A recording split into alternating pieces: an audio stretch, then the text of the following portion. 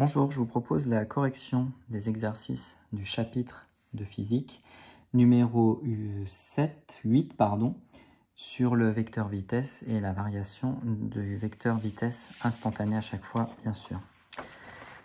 Le premier exercice, donc un exercice avec un texte à trous. Le vecteur et vitesse est caractérisé par sa notation. On pourrait aussi mettre pour cette même rubrique sa direction, son sens. On pourrait mettre aussi point d'application.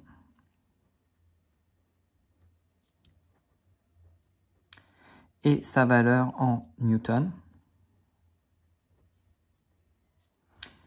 Il est à la trajectoire, le mot c'est tangent.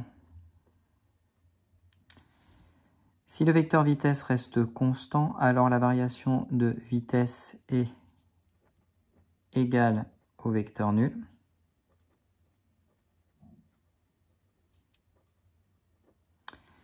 Et le mouvement est rectiligne, uniforme, un des cas du cours. Si le vecteur vitesse conserve sa direction mais change en valeur, alors le mouvement est rectiligne et soit accéléré, soit décéléré. Le mouvement est circulaire dès lors que le vecteur vitesse change uniquement en direction.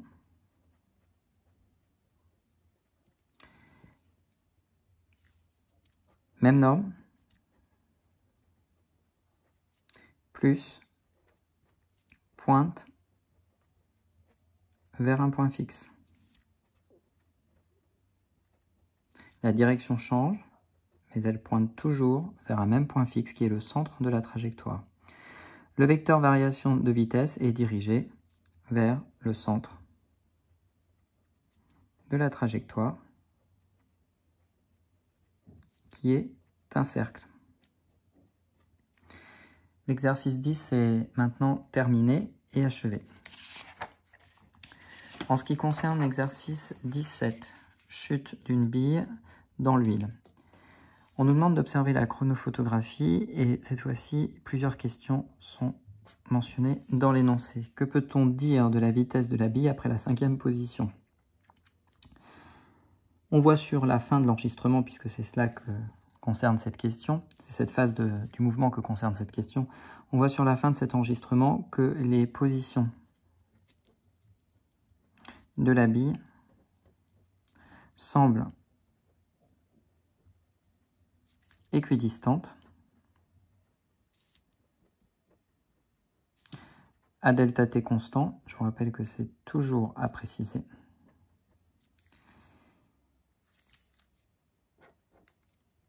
Le mouvement peut donc être qualifié d'uniforme. Si le mouvement est qualifié d'uniforme, cela signifie que la vitesse, on ne parle pas de vecteur ici, est constante. Cela concerne donc seulement la norme du vecteur vitesse instantané. Cet exercice a été fort mal commencé, puisque avant même de traiter la première question, il fallait, dans une question 0, préciser que le système physique pour cet exercice serait la bille et que le référentiel serait terrestre. La formule générale, c'est lié au lieu de l'expérience. Pourquoi pas ici être un peu plus précis et par exemple proposer l'éprouvette graduée comme objet de référence. Question 1, c'est donc fait. En déduire la variation de vitesse pour tous les points après la 5e position.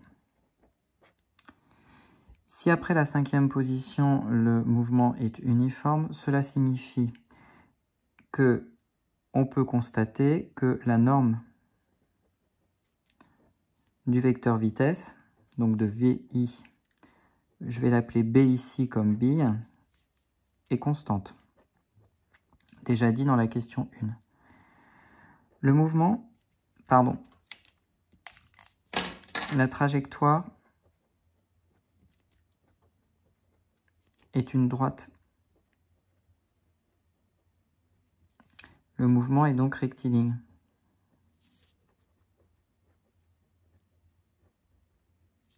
La conséquence de cela, c'est que le mouvement, dans sa globalité, est rectiligne uniforme.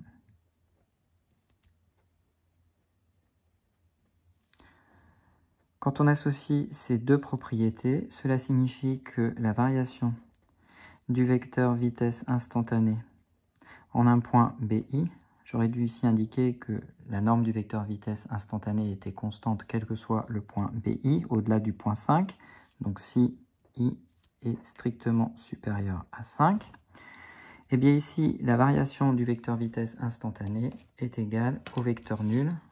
C'est l'une des situations classiques du cours qui a été posée. Par conséquent, puisqu'ici on nous parlait de la variation de vitesse, sous-entendu la variation de la valeur de la vitesse, cela signifie que la norme du vecteur variation de vitesse instantanée d'un point BI, toujours dans la condition au-delà de la position 5, est égale à 0 mètres par seconde. Je peux ici maintenant mettre une unité puisque je parle d'une valeur. Quel principe est alors applicable dans cette situation? Le formuler dans cette situation. La question est fort mal posée puisque le principe applicable est un principe qui s'applique dans toutes les situations, que ce soit sa version positive ou négative. On sous-entend juste ici dans la question, j'imagine qu'on veut l'appliquer dans sa version positive. Donc le principe sous-entendu, c'est le principe d'inertie, qui s'appelle aussi première loi de Newton. Cela fait référence à une remarque que j'ai faite sur le cours du chapitre 8, où je vous ai expliqué que la loi qui figurait à la fin de ce chapitre s'appelait la deuxième loi de Newton. Donc il semble bien que Newton ait proposé un certain nombre de lois. En réalité, il y en a 3 concernant la mécanique classique. Donc la première loi de Newton, ou principe d'inertie, stipule que un système physique est en mouvement rectiligne uniforme ou immobile, si et seulement si les forces extérieures qui s'exercent sur lui se compensent.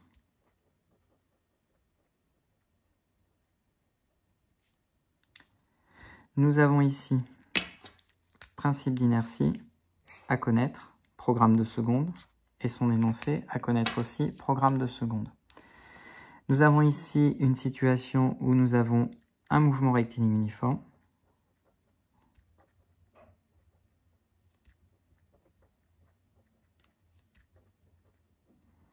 ce qui implique obligatoirement que les forces extérieures se compensent.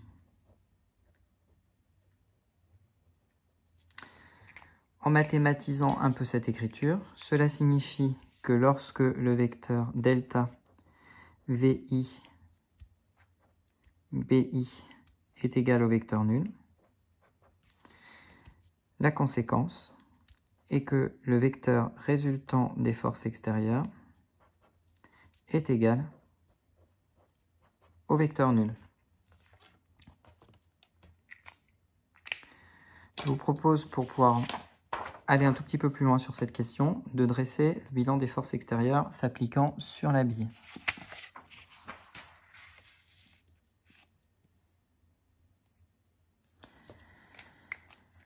Le système physique, c'est donc la bille.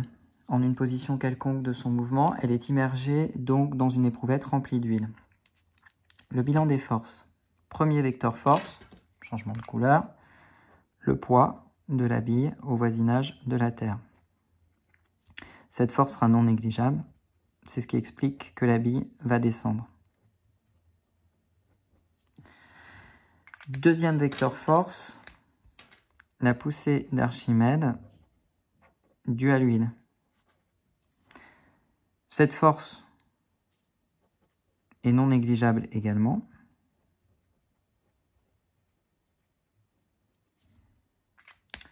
Puisque la bille est immergée dans un fluide qui est l'huile. Troisième vecteur force des frottements fluides. La bille est immergée donc dans l'huile et les frottements fluides font que la bille va descendre plus ou moins vite. Plus vite si ces frottements fluides sont faibles en norme et moins vite si ces frottements fluides sont intenses en norme. Ces frottements fluides sont non négligeables. Je reviendrai sur ces deux points-là dans quelques instants. Pour finir, deux forces sont également présentes. La force de frottement solide, qui n'existe pas dans cette situation puisqu'il n'y a pas de contact entre la bille et un solide. Donc quand j'ai dit que deux forces étaient présentes, c'est plutôt deux forces sont à considérer et à voir si elles existent ou non. Et la réaction normale du support, puisqu'il n'y a pas de support, ça sera un non-sens de considérer ce vecteur force. On se retrouve donc ici avec trois vecteurs force qui s'appliquent sur la bille. Un vecteur force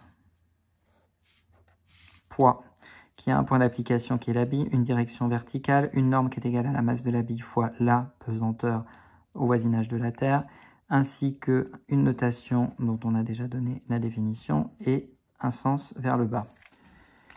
À ce poids s'opposent les forces de frottement fluide.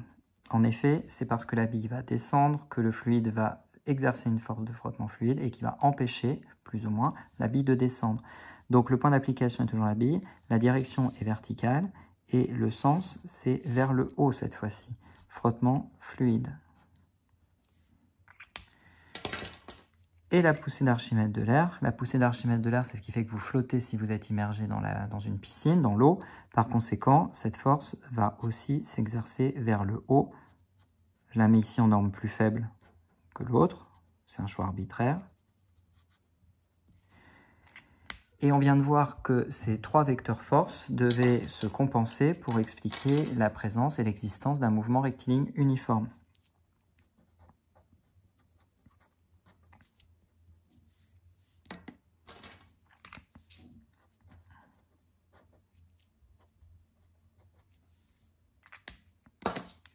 J'ai donc la résultante des forces extérieures qui est égale au poids de la bille au voisinage de la Terre, plus les frottements fluides,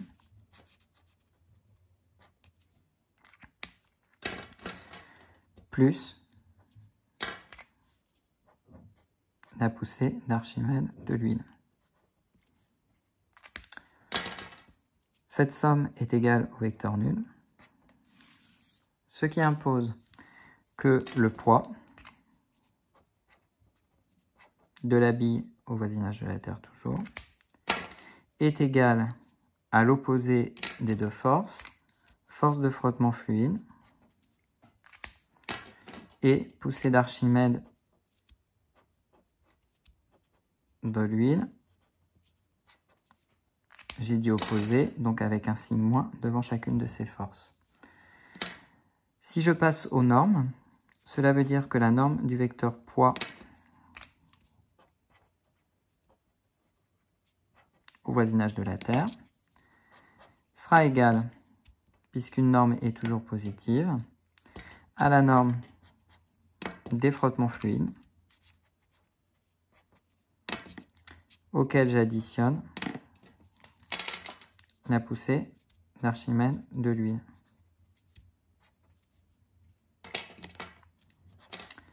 Question 4. Les forces de frottement ne compensent pas entièrement le poids de la bille. Que peut-on en déduire?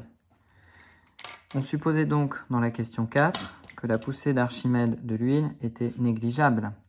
Et on considérait donc que le poids de la bille au voisinage de la Terre était intégralement égal en norme aux forces de frottement fluide. Et par conséquent, c'est cette force qui compensait le poids de la bille au voisinage de la Terre.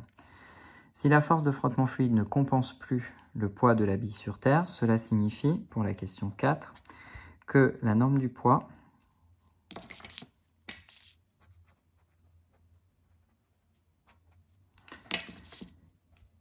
est supérieure